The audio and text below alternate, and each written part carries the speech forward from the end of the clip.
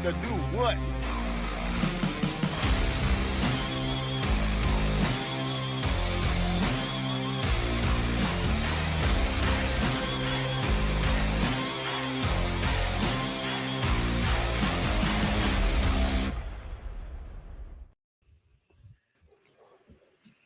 Yeah.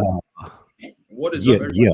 Welcome back to yet another episode of the Protect Our Queens podcast presented by the Give Us a Shot Network.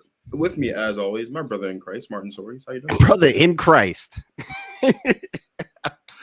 Brother in Christ, my man. Yes, yes. It is March. It is March. Can't wait to get into a lot of stuff on my mind about what's been going on out here in these March Madness streets. We got the Sweet 16 coming up. We're going to talk about a lot later. Malaysia Full Wiley, Kiki Iriafen, a whole lot to discuss later on the show, man. But I'm great, man. Of course, I got a chance to watch a whole lot of great high level basketball over the weekend, just like you. So yeah, man, what's up with you? How you feeling?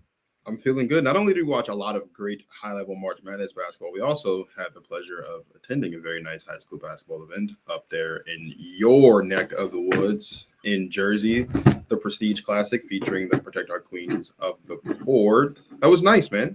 That was a nice little fun little Yeah, you came up to Jersey, your first time in Jersey? First time in Jersey. Well, I mean, I've stopped in Jersey, but it was my first time, being dedicated, in Jersey. Nice little trip, nice little event. Shout out Prestige and Kyle, the guy that invited us. A very nice event. 3 really good girls we got to see up there as well, which was nice. They did some, they did 21. They did some knockout, played Queen of the Court. That was nice, man. I enjoyed it. It was a nice little day trip for some girls basketball on a Saturday night, man. Yeah, no, I'm sure you did. I know you I felt like you'd enjoy it because we have some great talent here in New Jersey, of course. High school events are a lot. Shout out to my guy Kyle. He does a great job with the Prestige Classic. It's part of why I was tired even just watching it, because that stuff is so much work, man. You have no idea. That stuff is just it's just so I was tired just watching stuff go on. That's just like work. It takes so much work, man. And that being said, there were supposed to be 6 girls. We were supposed to have a few more. Some people dropped out, and that's just the nature of events and all that work that goes into it. But we did see 3 great girls. We saw Neve, Kamaya, and Alyssa. Alyssa won the Queen of the Court. All of them. I thought what was cool about it was that all 3 had different styles. Yeah. All 3 were kind of like guards, but like different kind of guards. And they all brought different things to the table. They could all shoot. They were all hitting threes for sure. But yeah, I thought it was good bump and a good. I hope that you got to see.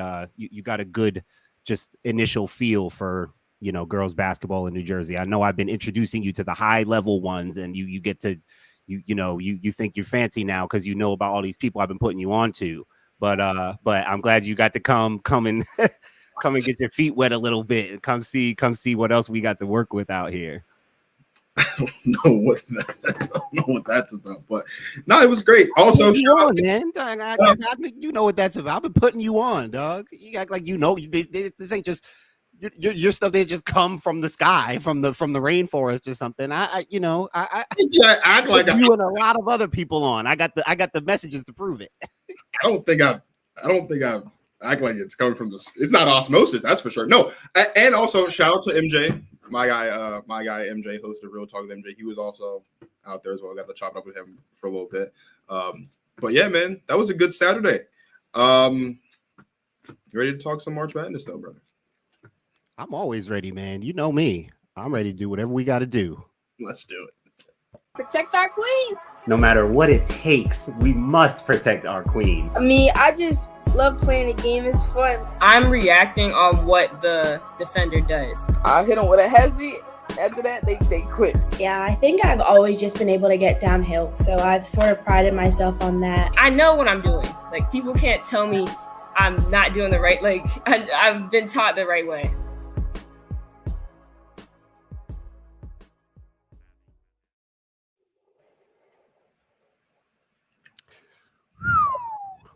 All right, Sweet 16.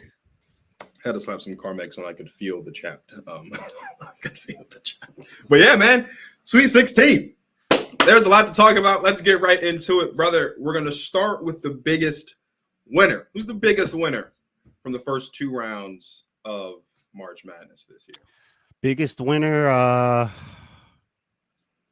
don't know about the biggest winner, but I'm going to say NC State definitely got a big win, and I would say they're a big winner. Now, they're only in the Sweet 16, and Wes Moore got to the Elite 8 a couple years ago, and they lost in that game, but they've been to the Sweet 16 several times over the last like 6 or 7 years. And I do think, and even watching NC State at the end of that game when they beat Tennessee, they really weren't celebrating much. There wasn't a sense of celebration at all. Like, they didn't seem satisfied, and I think that's partially why, because they really want to prove that they can do more because they've been to the Sweet 16 already. But I do think that was a big win, beating Tennessee. Rickea Jackson, who I'm going to say is a player who, even though her team lost, she won, because I'm pretty sure there's very strong understanding now about who and what Rickea Jackson is and what she could be at the next level. So that was another kind of winner I'll just sneak in there, because obviously they played against each other. But even though Rickea lost, she's one of my big winners. But as a team, I think NC State was a big winner because they scored 49 points in the first half. I think they're really showing what they've been showing us all year, that they're really one of the best teams in the country. And we'll get into a little bit more of that later. But I do have NC State as a big winner because I think beating Tennessee, a team that almost gave South Carolina their first loss a couple weeks ago, and people may have been looking for Tennessee to get another crack at them if they could have advanced, but NC State looks really impressive. I think that was a strong statement win for them. So they're one of my big winners. What about you? Who do you have as a big winner? F2. One's a team, one's a player. First one is UCLA. Obviously, I posted a clip earlier this week about how I think that UCLA could make it to the national championship if I think about it hard enough. But to win the first round matchup and obviously your second round matchup without Lauren Betts, who's the best player on the team, is amazing. Charisma Osborne was fantastic in game one, as was Kiki Rice. I think Kiki Rice was exceptional in the second game of the season. But the reason why UCLA is the biggest winner is because you win your first 2 games. Your second and third best players have exceptional games to get there. And Lauren Betts could come back on Friday against their game, or I think it's on Friday in their game. She's back. She's already back. I feel like she's already back. She played in their other game too. She's 20 and 10. I didn't know she played in the second game. I didn't watch. She's back. She's back. But the reason, so for UCLA, what I love about UCLA, and I've talked about it already, it's like this is a really good basketball team that we're not talking about enough. And like they're the 2 seed, and so like they're obviously like the better team, but there's still a lot of people who expect LSU to at least see Iowa, maybe see South Carolina again. And for UCLA to just play the way they've played in the first 2 games of the tournament, like I expect UCLA to win in their game against LSU. I do. And I think they're going to win quite handily, I would say. And I don't think it's going to be I don't think they're going to dog walk LSU, but they just look a lot more put together relative to what we've been seeing from LSU, right? You've talked about how Haley Van Lith, we don't know what's happening with them. Like LSU is like just a really well put together team. And if I'm looking at like the biggest threats to the South Carolina's chance to win a championship, I don't know, other than Notre Dame, because South Carolina has to get through Notre Dame to even get to the national championship game, right?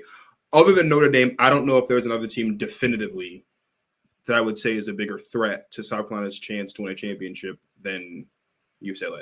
And that includes Iowa and Caitlin Clark, because I think if those 2 teams match up, I think UCLA wins. That includes Juju and USC. That includes Paige and Aaliyah and UConn. Like, I don't know if there is a bigger threat to South Carolina's perfect season this season, right? Like, we're getting to that point where we talked about it last week, how South Carolina last year, same position. They were like almost there, and then it was a loss. And here we are again. It's a perfect season, and they're getting one step closer to getting it done. But if there's like a big threat other than Notre Dame to South Carolina having a perfect season, I think it's UCLA. And I think you sure it's not Oregon State? You were trying to sell me an Oregon State earlier. I thought you were Mr. Excited. Well, You sure? I was trying to explain to you that I thought that Oregon State and Notre Dame would be a more exciting game than LSU and UCLA. For me, I don't know. I don't like what I'm seeing from LSU right now, bro. I don't know. I'm not excited to watch LSU play basketball right now. That's what it is. That's fair, but I also think it's not a more exciting game. It's just not exciting to me. Like, I'm gonna watch the game, obviously. You're not excited. You wouldn't be excited to watch UCLA beat up on LSU like you just said they would? Would I be excited to see that? You're not excited to see that? You're more excited to watch Oregon State against the you told me you were excited for Oregon State Notre Dame. So you're talking like Notre Dame is in. So how could that be? How's that? So let me explain. I'll explain it. LSU. I'm giving it to you. I asked. So go ahead. LSU are the defending champions, and through 2 games of the tournament, they've looked like the defending champions for a quarter and a half. Yeah, I know that. I know that part. Right. No. What I'm saying is, for me, the excitement about LSU for me personally should be this is a really good basketball team, one of the best teams in the country. They look like defending champions, and they look like they're on that collision course with Iowa and on a collision course for South Carolina. And right now, they don't look like that. So for me personally, I'm not excited to watch LSU play basketball right now the way I was excited to watch LSU play basketball a couple of weeks ago. Relatively speaking, you got Notre Dame, a very exciting basketball team. We've talked about Notre Dame probably a dozen times on this show this season. I watched Oregon State play Nebraska, and I thought Oregon State played a really good game. Obviously, they won the game. I was really impressed with what I saw from Oregon State. It's probably my first time I really got to, it was the first time I got to sit down and really watch Oregon State play basketball. And I think stylistically, Notre Dame and Oregon State matches up well, right? There's a lot of great guards, a lot of great wings at Notre Dame. But Oregon State, it's all about the big. It's all about Reagan Beers. And that matchup to me is an interesting one because those 2 styles are going to clash. And to me, they're going to clash in a way that makes for a more exciting game. To me personally, I'm just not excited to watch LSU play basketball right now. I hear you. That's all it is. If you're talking like on the grand scheme of things, yeah, of course, LSU and UCLA is most people are more excited to watch that. But me personally, I'm not excited to watch LSU back as the defending national champions. Me personally, I'm not excited to watch LSU play basketball right now because they haven't looked like the defending national champions so far through 2 games in the season, except for the 4th quarter and the second half of the 3rd quarter when Flau'jae said, "F it, let's just do it," and like they started getting their life together, and then they blew out Middle Tennessee. Up until that point, looked like Middle Tennessee was going to pull out yet another upset and send LSU home. So, like, I'm just they beat Louisville, who you said would beat LSU. I did say that because I didn't. Okay, so and I got it. I think LSU UCLA is going to be a dope game. I think it's going to be a great game. I can't wait to see it. I think that's one of the most exciting matchups we could have gotten in this round. I don't disagree. The matchups are excellent. I mean, we could do a whole thing just on that matchup. I'm very excited. I think Martin, there's nothing you're going to say that I'm going to disagree with. Yeah, no, I'm just giving you my take. You finished. I'm giving you my take on LSU UCLA. Like I was saying this morning, like it's not. I don't know, bro. Yeah, okay. You got your piece off. I'm just giving you what I think. I think it's going to be a great game. I think the matchups are phenomenal. I can't wait to see the cross matches. Now, I'm with you on when I thought about it and I think through it, I think I'm taking UCLA because I think Kiki Rice is someone that people have to start looking at and talking about more. She's a big guard who is going to give LSU problems, in my opinion.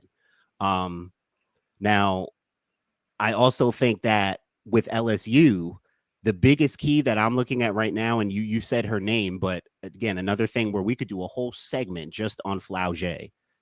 I think people need to understand like how actually like she is, because she's the ultimate Swiss Army knife. She is literally saving LSU in moments. Like their talent shows up where they can overpower you with Angel, with Anissa. Michaela will start hitting shots. The offense is extremely disorganized, as I've pointed out time and time again. But again, their talent can overpower you. I mean, they've been good enough to play South Carolina to final possessions. So like their talent is that good. They're just highly disorganized and dysfunctional offensively. And to me, that's all coaching. But anyway, Flau'jae Johnson is the key for that team. She may be good enough. Like she's not just a 3-and-D role player right now. She's a high level two-way basketball player. She will take over the game. She will take over the game mode right now. She's that good as a wing player. Like Michaela is great. Haley, I don't know what she's doing. I don't know what they're doing with her or what she's doing. I can't speak for her. But from the perimeter on that wing, what Flau'jae does defensively and now offensively, what I'm seeing her do as a shot maker, driving the ball, obviously that's been a strength of hers. She's dynamic, finishing and driving to the basket.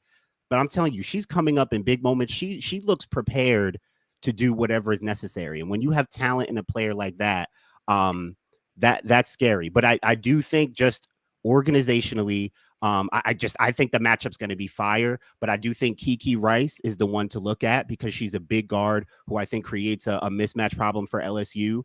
We know they have the bigs inside. Lauren Betts is back and she looks fine. She looks polished. She just had 20 and 10. London Jones is like the fact that they have a complete roster of shooting. They have a big guard playmaker in Kiki Rice and they can score inside. And they're just the least bit organized. To me, I am looking at them as probably having the edge over LSU in that game. I do have one more winner before we go over to the other side of things. I think UConn is a big winner. Not because like obviously they were favored to beat Syracuse. I think most people expected that. Most people have UConn in their Final Four. But I just think that performance that Paige had, I think the way UConn is playing, I think they're almost like gaining their respect back, Paige and UConn. Like, I mean, of course, we always respect UConn, but from a standpoint of all eyes have been on, right, Caitlin, Iowa, Angel, LSU, right, Juju, USC, right? We're starting to spread out the love and the attention more. And UConn is sitting here showing us like, yo, we're still here. Even though we've lost people, we've had injuries. Like Paige just looks the game looks so easy to her. I heard Rebecca Lobo say this, and I almost tend to forgot it myself. People forget Paige was the National Player of the Year her freshman year. She was the National Player of the Year. So when you watch her and as easy as she's making basketball look right now, it makes sense. And you have to remember, like, she is really that good. And even looking at Paige, like, bro, I just think it's interesting because they're gonna need. I mean, Duke is gonna. We're gonna talk about Duke in a little bit, but I think that's gonna be a great matchup as well. But I think UConn is a big winner just because I feel like Paige is reminding people how great she actually is, and it's like calm. Like Paige isn't Caitlin where she's very demonstrative and shooting deep threes and stuff. Like she's very efficient, and that's the name of the game for UConn. They're efficient. Ashlyn Shade, the freshman, she's hitting big shots for them. That's just who UConn is. They get girls to step up. They run their stuff. It's organized. Like, again, I'm gonna really touch on that tonight because it's like the difference between these teams that are well coached, that have great talent, and are also well coached. Like LSU has more individual talent than UConn, but UConn just looks better because the everything runs through their best player who really embodies the system, which is efficiency, bro. So I think UConn's a big winner because they're like reminding us who they are right now. I agree. My other big winner was Baylor. A big win on the road against Virginia Tech in the second round. The first half was all about Sarah Alexander, who's the best player on the team. The second half was all about Jada Walker, who, if you didn't watch the first half, you would think Jada Walker was the best player on the team. She was aggressive. She was not afraid to put the ball on the floor. She attacked the whole time after time, drew fouls, and caused a lot of issues for Virginia Tech. And she was unafraid to attack Clara Strack, which I thought was really going to be the recipe for success for Baylor. Obviously, Clara Strack's starting because Elizabeth Kitley is out with the injury. And Clara Strack played great. I think Clara Strack in the next couple of years, like when we get to that point, we start really looking at her draft class, like she'll be one of the better players in the country from that standpoint, especially down low. We know who the best post player in the country is. We'll talk about her in a little bit later. Clara Strack's not going to be the best post player in the country, but I think that Clara Strack has potential to be one of the better bigs in the country once she gets to that point. She's only a freshman right now. But Jada Walker and Baylor was exceptional. Sarah Alexander was exceptional as well. And I'm just looking forward to their matchup against USC in the Sweet 16 as well, because I think that's going to be a very, very good matchup. You're going to have a duo of Juju Watkins and Mackenzie Forbes going up against the duo of Sarah Alexander and Jada Walker. And that matchup alone, based on what we've seen in the first 2 rounds, I think is worth the price of admission. But let's talk losers, Martin. Yeah. I know you're going to take this very literally, as you should. But who's the biggest loser from the first 2 rounds? Yeah. Last quick thing on page 2. Only player in the country who's averaging over 30, 10 rebounds, 6 assists, and at least 3 steals in the first 2 rounds of the tournament. She's the first UConn player in the last 25 seasons to have 5 straight games of 25 points or more. And it's like, again, it's calm. Like it feels like it's just easy for her out there. Yeah, my biggest loser was the literal biggest loser, North Carolina. That was embarrassing. And along with just the team and Deja Kelly, that was hard to watch. I didn't expect them to win. I expected it to be an okay game, but I know how good South Carolina is, but that was embarrassing. And frankly, I was trying to think about how to say this or address this. I'll try not to go too deep, but I just felt like anytime I watched Deja Kelly this year, I just didn't think it looked right. Something with her jump shot seemed different and off.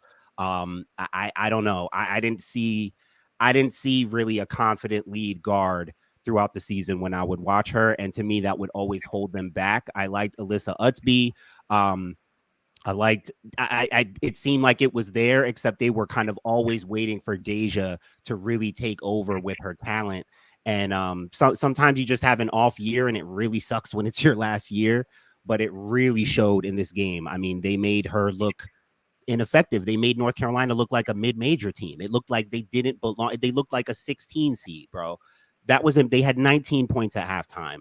They are by far the biggest loser, because not only did they lose, they lost in an embarrassing fashion. They looked like they weren't even a Division I basketball team.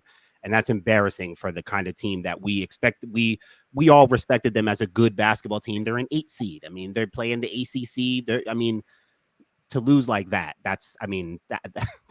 clearly, easily the biggest loser, bro. That was hard to watch. That was hard for me to watch. That's her. It wasn't hard for me to watch. Enjoyed every second of it. I mean, there's nothing for me hard. I loved every second of that, from opening tip until the final buzzer. As a South Carolina fan, obviously. As a Deja Kelly fan, yeah, it was definitely tough to watch. My biggest loser, I'm gonna say it again. I don't like what I'm seeing right now from LSU as defending champions. And it's weird to call them losers because they've obviously won 2 games in a row and they're in the Sweet 16. But as the defending champions, there has to be a certain level, right? You have to take it to that next level. And there were a lot of people when LSU got slotted in as that 3 seed, like, oh, no problem. LSU was 3 seed last year. Yeah, LSU was 3 seed last year, but they were at a different level at this point last year. They were kicking it into that playoff gear. They were kicking it into that championship gear. They haven't done that yet. Well, they did it in the second half of the third quarter and to finish off the fourth. But we can't go 2.5 quarters of just frustration and not playing good defense and not hitting shots against UCLA, because you're not going to have the window of opportunity to just storm back the way that you did against Middle Tennessee, because UCLA is a much better basketball team. LSU does not look like a national championship basketball right this second. And to me, that's concerning, because their road to the national championship obviously is not going to get any easier from here. You're going to have to beat LSU. You're going to have to beat UCLA. You're going to have to beat Iowa, most likely. You're going to have to go up against, USC or UConn, right? And then you're going to have to go through Notre Dame, Texas, whoever comes out on the other side. It's not going to get any easier.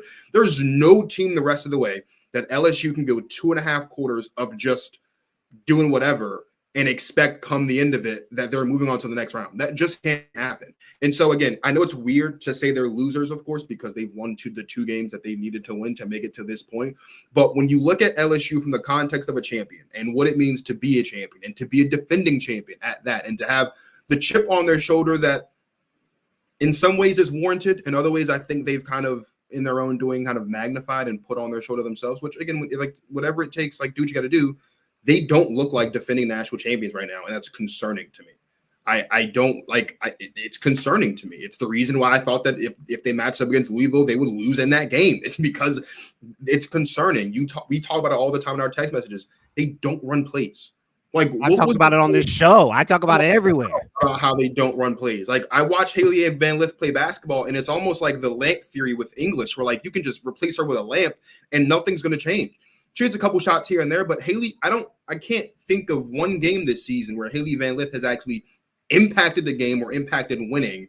It's a handful. She's had a handful of games. She had 2 or 3 20-plus point games. She had a couple times where she showed up. Even the South Carolina game, she showed up early. Like it's in spurts. It only happens in spurts, man. I'm very concerned about the state of LSU. They don't look like champions right now, and so for that reason, with the road have to go on to win a championship again, to go back to back and be the first team to do that since one of those UConn dynasties, they're not looking like they can do that right now. Yeah, that's why we both said we're taking UCLA in the next game. I mean, they could become actual losers, and then there's nothing sweet for anybody now. The Sweet 16, all 16 of these teams are really good, really good. So it's not sweet for anybody going forward. Kim Mulkey, I don't know if this Washington Post thing is getting to her. I don't know if that's part of it. I just think there's a lot going on. The main thing for me when I look at the coaching that I've decided on is that they just don't know how to coach this much talent. It was too much talent. Anissa Morrow and Haley Van Lith was too much talent. And I see people leaving comments on my post from the clip where I talked about it this stuff last week with Haley. Someone said she went to learn how to be a point guard. Why would you go to LSU? Why are you going to Kim Mulkey to learn how to be a point guard? That wasn't a good decision on your part, and that's not good. That's not a coach adapting to the kind of player you're getting. You don't turn that kind of player that I saw at Louisville the last couple of years into a point guard of a system where we got to focus on her entry passes. Come on, bro. When your offense looks this bad and you have a player that talented who is just not effective, come on, bro. It's 100% coaching. And I have decided that the combination of adding Anissa, who is extremely talented, look, their big three is Anissa, Angel, Flauget. That is more than clear to me. Now, they should have a big four, but they don't. But they have a clear big three, and Haley is just on the outskirts, just trying to figure it out play by play. And I just feel bad for her, honestly. But I've decided they just can't coach that much talent. It was just too much talent for them. It takes a lot to coach that. That's a lot of talent, and it takes a lot to coach that, right? I think they had just enough last year with Alexis, and I think it was like just enough, and it worked out. And Angel she got dominant and she went on her run. But now is where you need better coaching, the best coaching more than ever. And I'm still waiting to see it. Still waiting to see it. And I also, I want to be very careful about this because like I don't want this to come off the wrong way, but like there's always something off the floor with this team, bro. Well, like every way this season, like there's been a lot of stuff going on off the floor. Like you talked about the Washington Post thing with Kim Mulkey. Like earlier in the season, if you remember, it was the whole like Flauget, Angel Reese beef thing. Like their moms were beefing, like whatever that stuff was. Like and I've been wondering if that's affecting their chemistry, but to me, like now it looks like they're just focused on winning because like they do interact with each other and engage. It's not like last year. They don't seem like they're best friends anymore for some reason, but they are at the podium together after games. They are engaging during the game. Like I've been watching closely for that because I've been wondering, like, is that part of it? Like there was that. Obviously, Angel was suspended from the team for like a week or two, however long it was. Like that, like it seemed like there's always something happening off the floor with this team, and it's taken away from there's just been a lot of distractions this year. And when you couple that with, again, your like, have you been talking about how like there's just they bit off too much they can chew, bro. Like they bit off way too much than they can chew is essentially what it comes down to. Like yes, so like there are players last year. Alexis Morris, one of them, obviously left. You want to replace that talent. I agree with you. I think that bringing in Anissa Morrow would have been fine. I don't know why we need to go and also get Haley Van Lith. Like she wants to be there. I understand that. If I'm not mistaken, there was like she was gonna go, when Kim was still at Baylor, she was gonna go to Baylor when she I get all of that, and so there's still that. That's cool, but like if you're gonna do that, then you have to you have to make it work. And there's like 5 days left in the season, or however many days left in the season, and we're looking at you as defending champions. And I'll be honest, I wrote it out on a post-it. If I'm looking at all the teams that are left that are in this field, and I'm thinking about, okay, where does LSU slot as far as like if I'm just ranking these teams from 1 to 16? They're not better than South Carolina, obviously. They're not better than Notre Dame. I don't think they're better than Stanford. They're not better than UCLA. They're not better than UConn. They're not better than USC, right? Like you could argue right now that they're better than Texas, but with the way that Madison Booker has been looking and how much of a role they've been on, like I wouldn't. So how many teams does that leave? That leaves Baylor and that leaves Duke and NC State. You could argue whether or not you're the defending national champion, and I can't definitively say that you're at least one of the 5 best teams left in the field, or at least in the top half of the 16 teams left in the field. That's very concerning. Again, you're the defending national champions. There's 16 teams left, and I could probably make legitimate arguments for at least 8 of the teams, half the field that's left, that they're better than you. That's not good. That's not a recipe for success. So obviously, we're going to watch them play basketball. We're going to see if they can beat LSU. UCLA, you don't think they will. I don't think they will. I don't know how many other people that aren't LSU fans think they will, because there's just so much happening. And unless between today and Friday, they somehow magically figure out how to unlock Haley Van Lith and get her looking like a percentage of what she looked like in Louisville, they're probably done after their game against UCLA. There won't be an Elite 8 appearance. There won't be a potential matchup against Iowa or even South Carolina LSU Part 3 if they don't figure something out between now and tip-off against UCLA in a couple days. Yeah, I think it'll be a great game. I just think UCLA is going to edge it out. I just think their organization is going to win out, and LSU's could be their demise against a really good team. Now, let's talk about a team that I don't think. Oh, my other losers, by the way, just quickly, Louisville, your beloved Louisville, the only 6 seed who lost in the first round. And then Virginia Tech, because they lost Liz Kitley, and then they actually lost. They played well, but then they actually lost a close one. And then they lost their head coach. They lost their head coach to Kentucky. So Virginia Tech is one of the biggest losers of the tournament so far. And he's not on the show, but I do want to talk about him super quickly. I saw something on Twitter where someone was saying like the way that Kenny Brooks likes to build his teams not going to work in the SEC. Do you think Kenny Brooks will be okay? I think he'll be fine. I think he'll figure it out, right? But I think the reason why Kenny Brooks' teams have looked the way they looked is because he's in the ACC. There's a much different feel to ACC teams compared to SEC teams. There's a lot of people on Twitter talking about how like look the SEC and like the long lineage of bigs that have come in SEC and how physical and how rough it is, and then you look at what Kenny Brooks has coached, doesn't have that physicality, that ruggedness to it. Kenny Brooks is being paid a lot of money. I'm sure he will build a team that can be competitive in the SEC. But how do you feel about Kenny going to He's going to be fine. He seems like to be proven he's a good coach. Yeah, going to be fine. I agree. All right, let's talk about Duke. Huge win this weekend, and now they have 2 huge wins this weekend. Obviously, now they have a matchup against Paige Beckers, Ali Edwards, and UConn. There's a lot to talk about. There's a lot to unpack here. The big thing for me is Kara Lawson. We've talked a lot about coaches who don't get a lot of love on the show this year, namely Niall Ivey. Kara Lawson's on that list as well.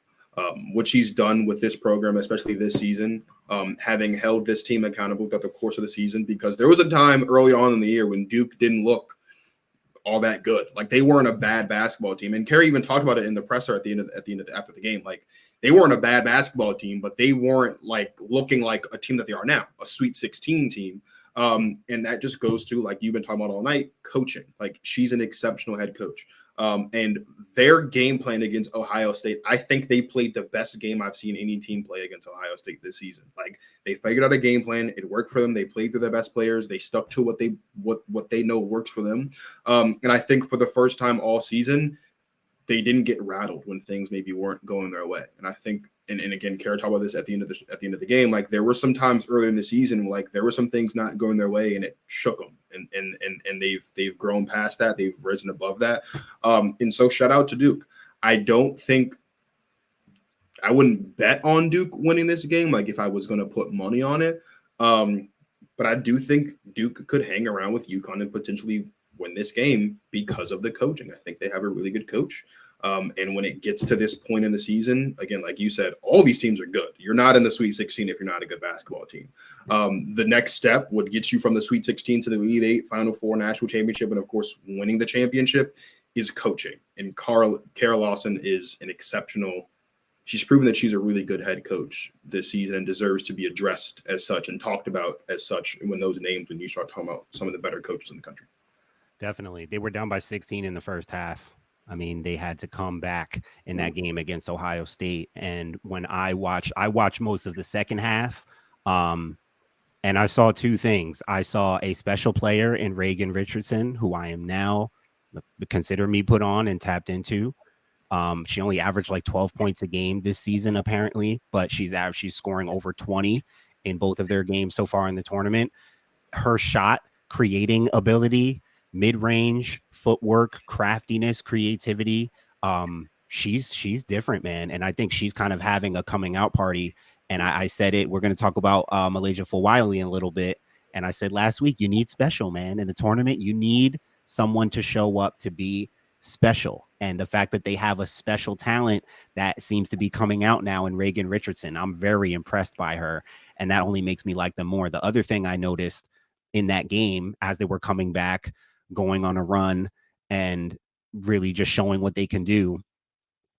The reason why you say a team, like the reason why I point out the coaching for them, why I see a difference between them and LSU and even NC State. I'm not crazy about Wes Moore, even as a coach personally, but when I watch teams like UConn, like Duke, that the coaching matchup is great. Also, because Kara Lawson played against Gino as a player, so the Kara Lawson Duke Gino chess match is going to be real.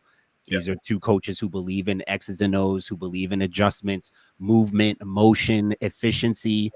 When I'm watching Duke, I'm watching a team, and it's when I see their point guard looking over to the sideline to get confirmation. What are we running? What are we and then they're getting actual feedback to say this is what we're running. And then you see them run something. I'm seeing flare screens, Iverson cuts. I'm seeing movements. Like it's to equate it to, like, I'm not a football guy, and I don't know football enough to actually, but when I hear people talk about like Shanahan's offense, like the motions, like the pre-snap stuff or whatever, you create motions and stuff. I don't know the actual, like, I don't know enough to know what that actually does. I just know it creates movement and it makes people think and shift. When you watch basketball, it's the same kind of thing. When you see those motions, when you see Reagan Richardson come off the Iverson cut off with two screeners on the elbows and she's flaring off, and then you see weak side action and they get a look out of that because it's just straight movement and motion. That's what I see from Duke. And like, clearly they're committing to what they need to run. They're committing to Kara Lawson and what they need to be running. And Kara Lawson has something for them. Some people rely on their coach and the coach ain't got nothing for them.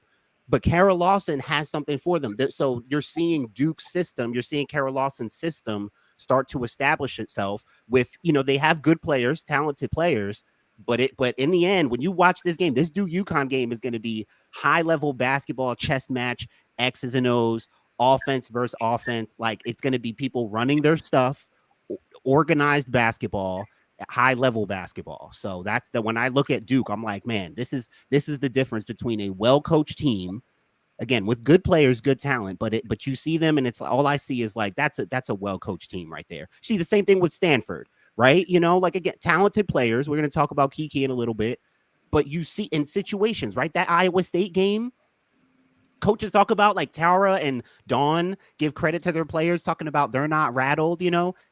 You're a big part of that. You may be the main reason for that, right? That a lot of that comes from coaching. It is the players. Like, I was a player. I will take credit too. Like, we are the ones making the decisions. Like, I believe in that too.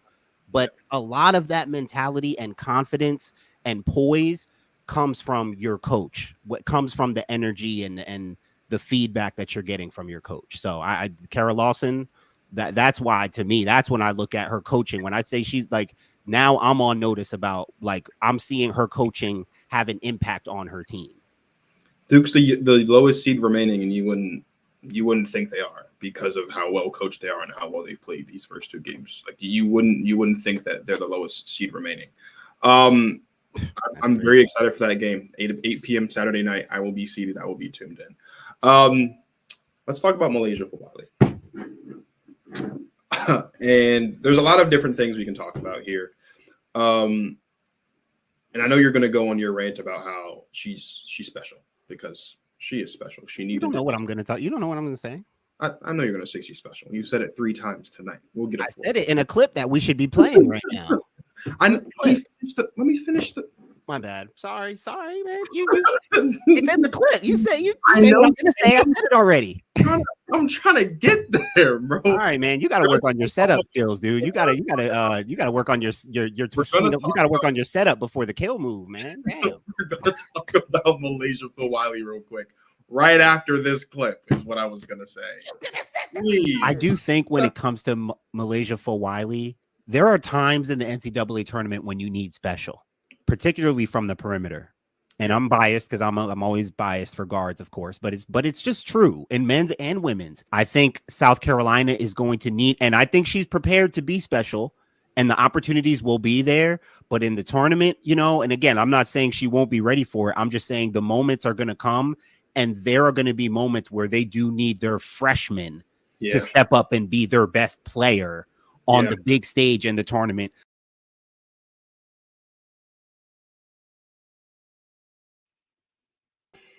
Why are you looking at me like that? You are a confusing individual sometimes, my friend. You said I'm gonna talk about she's special. You said I'm gonna go on a rant, talk about she's special. Yeah. I already said it. Play the clip. You're gonna do it again. I already said that. You don't know what I'm gonna go on a rant on. I got different stuff to say. I know how the game works. We've been doing this long enough. Well, the game works. Play the clip. You said all that before. You could have played the clip. I'm saying all that. You went into all this.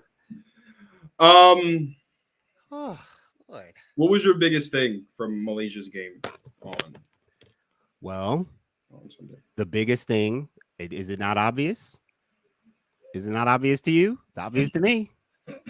But you know what I'm going to say, so maybe I shouldn't say it. You're ridiculous. No. You're ridiculous. The fact that Malaysia Wiley is this gifted and this talented in all aspects. She's a super creative player, driving, handle, flashy. She's got all this to work with. The fact that she can come in and hit 4 threes. She's averaging at least 4 threes a game in the postseason, by the way, going back to the SEC championship game. She's hitting 4 threes a game and shooting over 50% from 3, by the way. So, as I told you, she is their best, most talented player. I love Camilla. She's great. I don't want to hear it. Malaysia's their best, most talented, most important player. And as a guard, Raven Johnson does so much. I love her. Tahina, so much. Love her. Malaysia can do things that neither of them can do. And you know what? I think even they're starting to acknowledge it. Not that they've been not acknowledging it and holding Malaysia back or anything, but game by game, I think we're starting to see the fact, because I told you in the tournament, these games, I mean, the North Carolina game wasn't a tight situation or anything, obviously, but I'm just saying in these moments where someone's got to score, someone's got to do it. And of course, they could do it by committee and all that, like I talked about in the clip. But Malaysia, as talented as she is, she comes out, only high-level shooters are hitting 4 threes a game. So it's just rare that you have this kind of talent who's this flashy, this creative, where she can literally do whatever she wants. And by the way, she'll come in and hit deep threes, catch and shoot, off the dribble. When I came up on her game in high school and did a reaction on my channel to some of her highlights in AAU and stuff, one of the main things I pointed out was like, yo, she's knocking down threes at a high clip. She's breaking girls off and doing a lot side to side, and she's got a lot to her game and her handle and her movement and stuff. But yo, she's knocking down the way she shoots the ball. She's a high level shooter. I'm always impressed with these crazy talents who everyone's so impressed with handing and all this stuff. But it's like, yo, she's hitting 4 threes a game. what do you do with that? She's also stepped up her defense. I know that that college program is a little different, Lay. That college program's a little different. She's looking a little stronger. She's holding her ground a little bit defensively. I see her jumping screens better, doing more of what I'm sure Dawn wants to see from her on defense, having an impact on defense. Again, she made Deja Kelly look like the freshman. She had possessions where she just took Deja Kelly out of the play. She just made her look like like she was the freshman. So I think what we're seeing right now is Malaysia Fulwiley establishing herself as the best player, which comes with a little more attention and responsibility. I mean, people have known about her, but I'm telling you, game by game, that's what I'm seeing, man. It's the fact that she's knocking down these threes like this. Now she's defending a lot better. Even her playmaking, her decision making is just smoother, cleaner, better. I don't know what it's with how good as their whole team is. The fact that she is just emerging, and it's not like she's going for 25, 30. You know, it's not like she's like having to dominate individually, but with the time she has, she just produces so much. It's crazy. Yeah, I agree. I mean, offensively, I don't really know what else more there is to say about Malaysia that hasn't already been said. I do want to talk about the defense. In the game that we played against UNC on November 30th, she played 3 minutes because defensively she just was not cutting it. You turn around, obviously she plays 22 minutes in this game. She has 20 points, great. She has 9 boards, great, and an assist, awesome. She had 3 blocks and 3 steals in this game as well, though. It is very, very important, and again, this goes back to coaching. It was very important, and it was talked about during the broadcast as well. It was very important that Dawn Staley benched Malaysia Fulwiley during that November 30th game because she wasn't cutting it defensively. Because Malaysia needed to recognize that, like, you have to be good on both sides of the ball. You have to be good on both sides of the ball. And Malaysia had an opportunity against the same team that she was benched against to come out there and show that, like, all of the work she put in the season and all the stuff that she did defensively, it shows up. She gets 3 steals, 3 blocks, to your point, made Deja Kelly look like the rookie. If I'm not mistaken, the last 4 or 5 games, dating back to going all the way back to games within the SEC tournament, Malaysia's had a steal or a block in each of the last 5 games. And obviously she comes up with 3 of each in this game. It's huge. And defensively, that is going to be, not that there really needs to be a difference moving forward, because we're already talking about the best team in the country. But moving forward for Malaysia specifically, as she continues in her career, like, being a hound on the ball defensively as a guard is going to separate her. It's going to make her different. It's going to make if she decides to go this route, it's going to make teams in the WNBA want to draft her, because she's not just a threat in the fast break. She's not just a good passer. She's not just an exceptional shooter from 3. She's also a hound defensively. The one thing that we've talked about a lot, and we've talked about a lot of things with Hannah this season, but if there's nothing else we've talked about with Hannah Moore, it's about the fact that she is hungry defensively. Yeah. That's what set her apart. It's why she was the ACC Defensive Player of the Year, because she's a guard and because she plays defensive basketball really, really well, better than most in the country. Malaysia Fulwiley has gotten to a point this season, in this last game against UNC, where she has reached that mode where she can affect a game defensively. This game was not, Malaysia Fulwiley did not affect this game offensively, like the way that she did against LSU in the SEC championship game. Like, that was Malaysia affecting the game offensively, being a difference maker on the offense side of the ball.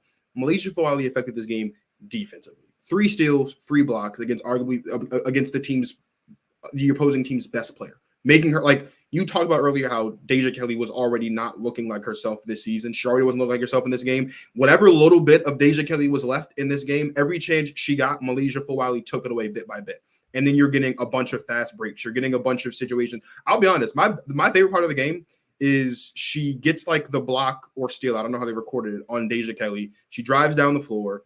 I think she gets her shot blocked. She gets the rebound, goes out to the corner, passes it to Tahina. Tahina gives it back to her. She hits a 3. Like, that is affecting the game defensively. When you are an exceptional fast break basketball player, you know how you get yourself more fast breaks? You play really good defense.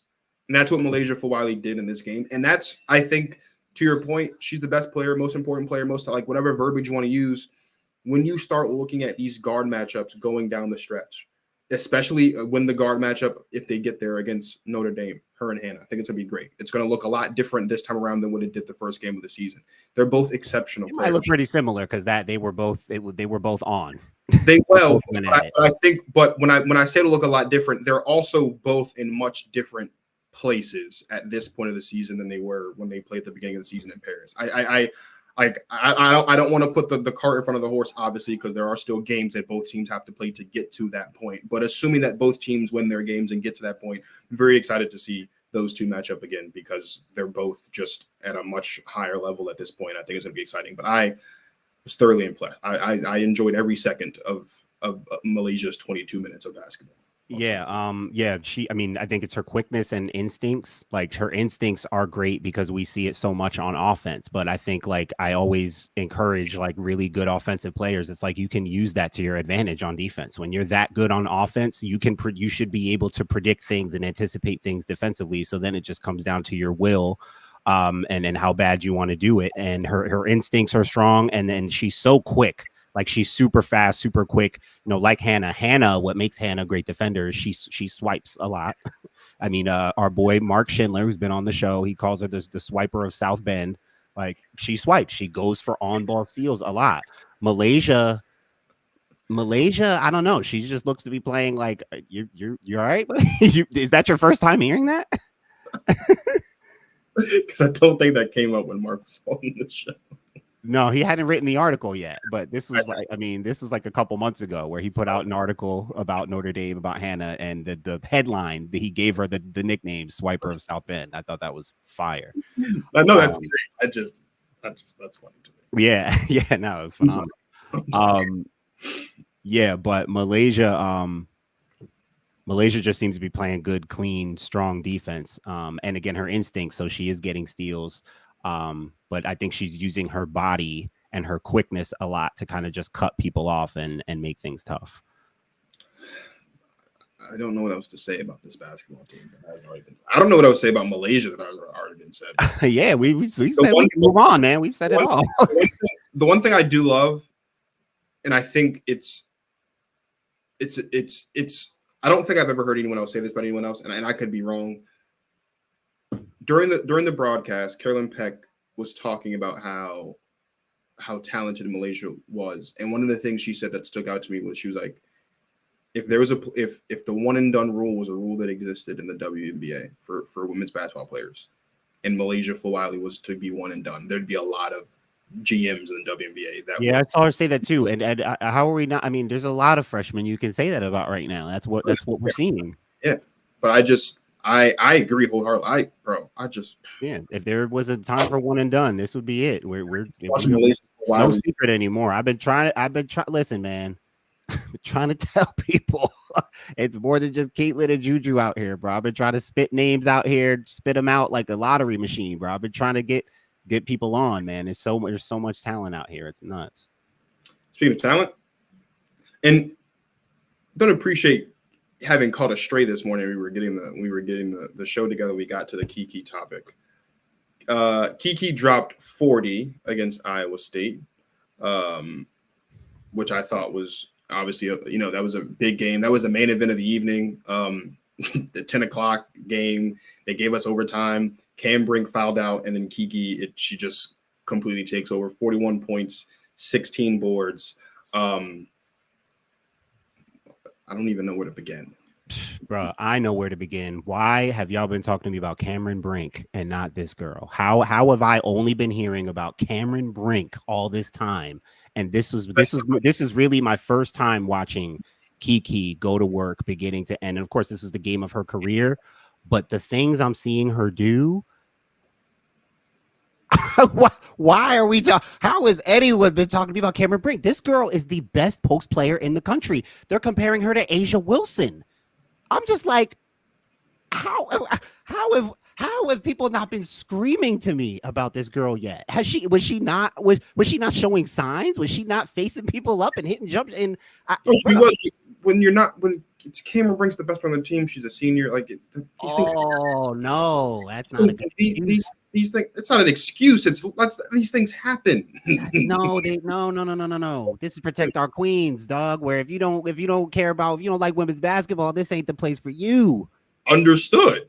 There's no way this girl gets okay. Well, it's not that no one was talking about Kiki. I know, but you know what I'm saying. I mean, we haven't talked about her yet. No one's been putting me onto Kiki, and I feel offended. That's my problem. That's what I'm going into. This is the best game. The girl had 41 and 6. Marcus, there was a point in the season. There was a point in the season where Kiki and Cam were like the only players that were like averaging doubles on their team. Like it's not like she hasn't been flying under the radar. She hasn't been flying under the radar. I know people have known about her. I'm just telling you, not enough talk about her at all. This is what I think. This is what I think it was, and I don't want. I think. And I know she's gotten a lot better. I know this was a big seat. Like she was the most improved player in the Pac-12. This was like her coming out year. I know she hasn't been going for 30 and 10 this season. I'm just, there's nothing you can say to me that's going to make me feel better. Honestly, she's too good for me to not feel offended. I think what happened, and I think the reason why a lot of people's eyes are being open to Kiki now is because Cam fouled out. And so Kiki had to take. Bro, she was dominating before Cam fouled out. No, she was dominating before Cam fouled out. But what I'm saying is, after Cam fouled out, the only way they were going to win this game is if Kiki switched it to the next gear.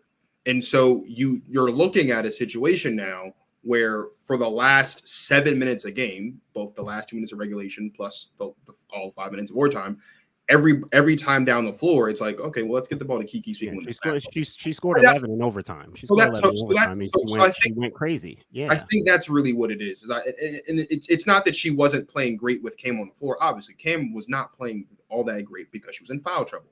But what I'm saying is, Cam fouled out. The only way Stanford was going to win this game is if Kiki just took it to that next gear. By the way, she was the better defender on Audie Crooks by far. Audie was way more comfortable. Like the bunny she got that she missed at the end on Cameron, she was getting way better looks on Cameron than Kiki. She was struggling with Kiki. Yeah, all these things are true. I just think it's. I really just think it's that. I think. Yeah, I mean, listen. Yeah, again, there's nothing you can say to explain it to me. I won't accept any explanation or excuse. This girl is the best post player in the country. Period. She might go number 1 next year. I mean, I think. Oh no, she will. Mark. I think. I don't know if you kept. Mark had he wrote his article, wrote up from the game. He's doing his projections for draft next year, and he has her at number 1. That's the 2025 draft. A couple weeks ago when we were talking after Caitlin, declared for the draft, you were saying it's next year's the Page draft. Well, next year might be the Kiki Iriafen draft. I think she's there. I think this game was the perfect time for that to happen. Which again, I think this is what a lot of we talk about special. We talk about March Madness and all that goes into it, and we talk about like what it means to be playing postseason basketball. And sometimes the stars just align for you, and you just get one of those coming out parties. And like as you mentioned, this was obviously the best year of her career. She's got most improved, all that stuff in the conference.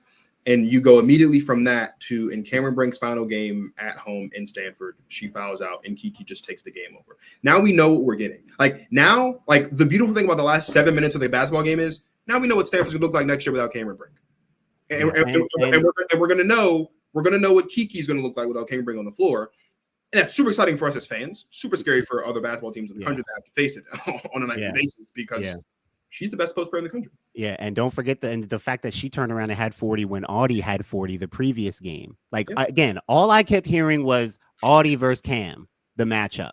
And then most people were saying, it's Audie against the two post players, but mostly it's like they're like that's the big time name at Audie versus Cam. It's like, dude, you put the two best players against each other, especially when they play the same position.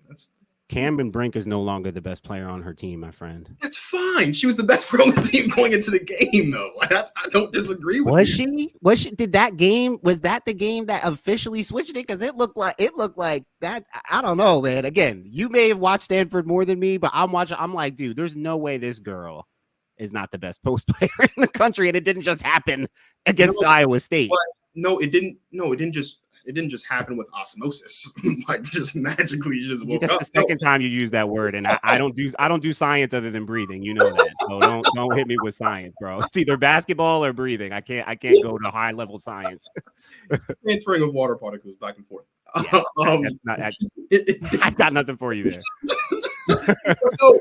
No, obviously, like Kiki was doing this. I just, again, I think when you have those moments in big time situations where, like, yeah, like Cam wasn't playing great because she was in foul trouble. She wasn't getting her shots. She was not doing that well against Audi down low, or Audi down low, excuse me. And then she fouls out. Kiki just had to switch it to that next gear.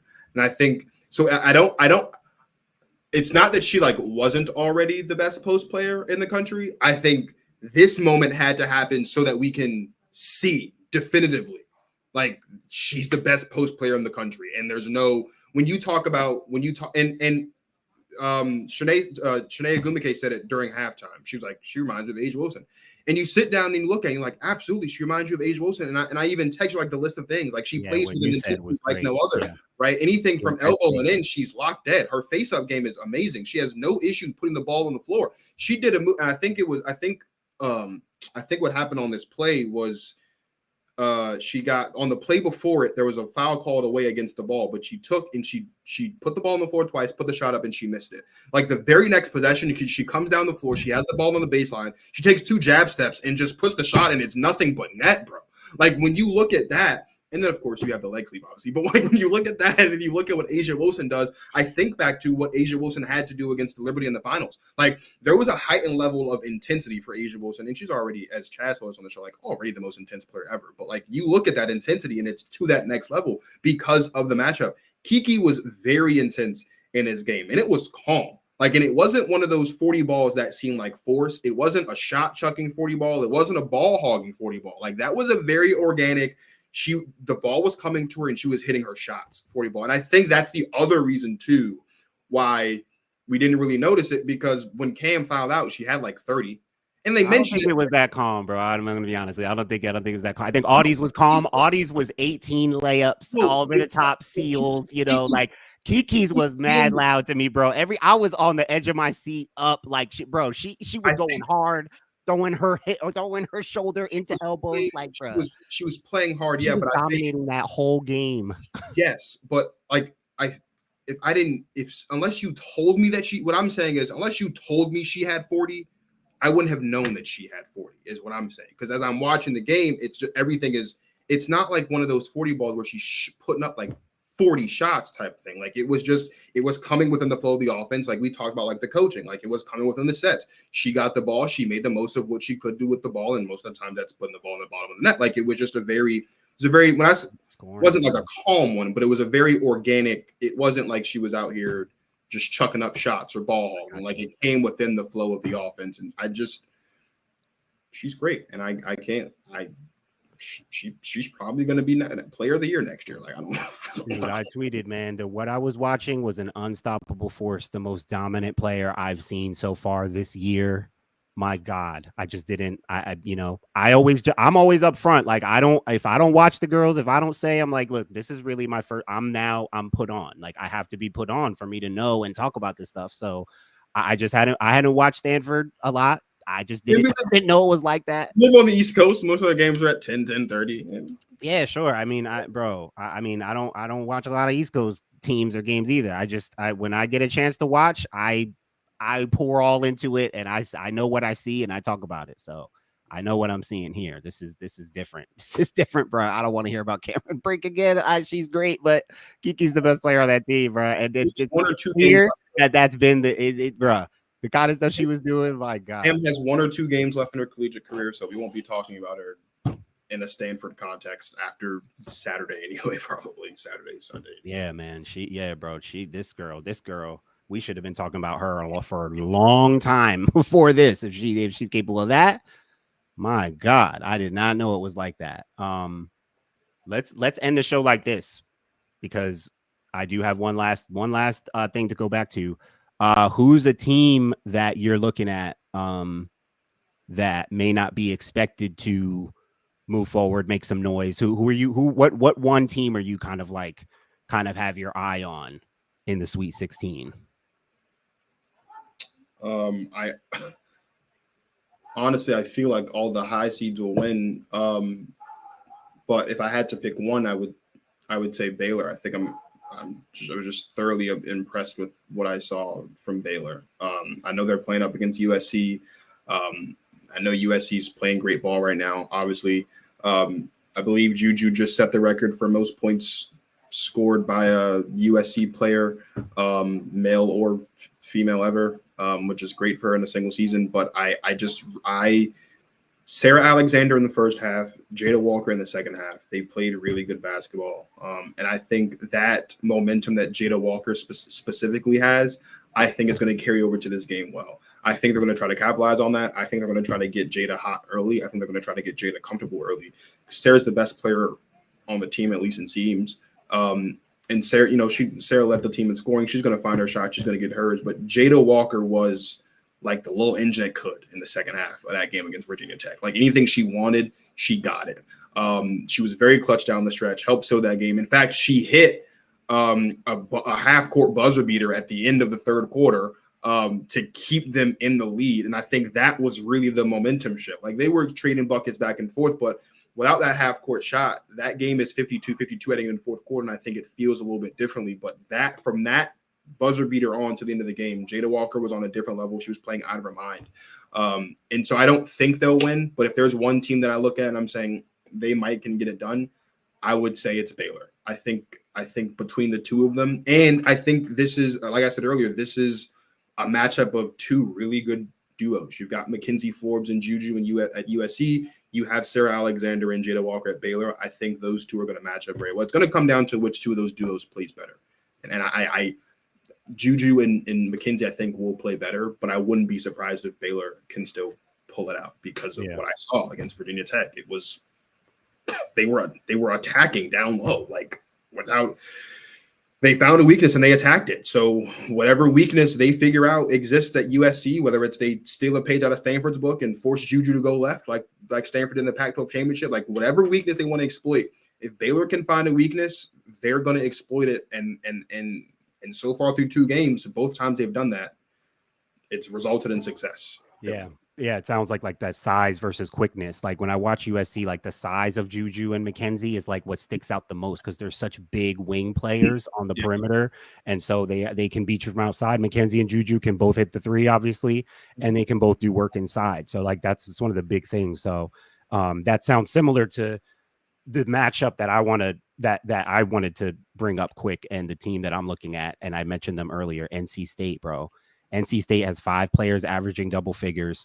I think they're going to give Stanford a lot of problems. If Stanford thought that Emily Ryan was a problem on Iowa State, giving them 37, I don't think there's a team left that has a 3-guard combination like NC State when it comes to Sanaya Rivers, Isaiah James, and I don't think any team has a player like Zoe Brooks coming off the bench right now. So I think that level of dynamic, this could be the most dynamic group that Wes Moore has had, especially from the perimeter. And we've had Mimi Collins on the show, and we know what she can do. She holds it down inside, and she's a stretch big. So, and NC State has the pieces. I think they have momentum. I think they can give Stanford some real problems, especially with those guards, especially on the perimeter. Like I said, it's kind of like that size versus quickness thing, kind of like with the matchup you pointed out with Baylor.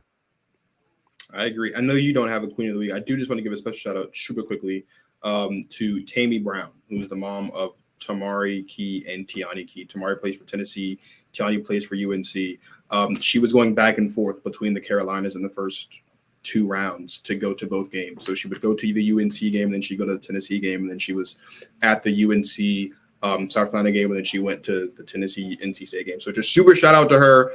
I know we've talked about with some of the players we've had on the show this over the course of the pod to this point, just like those dedicated like AAU parents. Like that was definitely kind of like the AAU feel. So shout out to Tammy Brown, mom of Tamari and Tiani Key, going between the Carolinas back and forth all weekend to make sure that she was at both of her kids' games in the first and second round. That's a different level of dedication right there, and a lot of gas.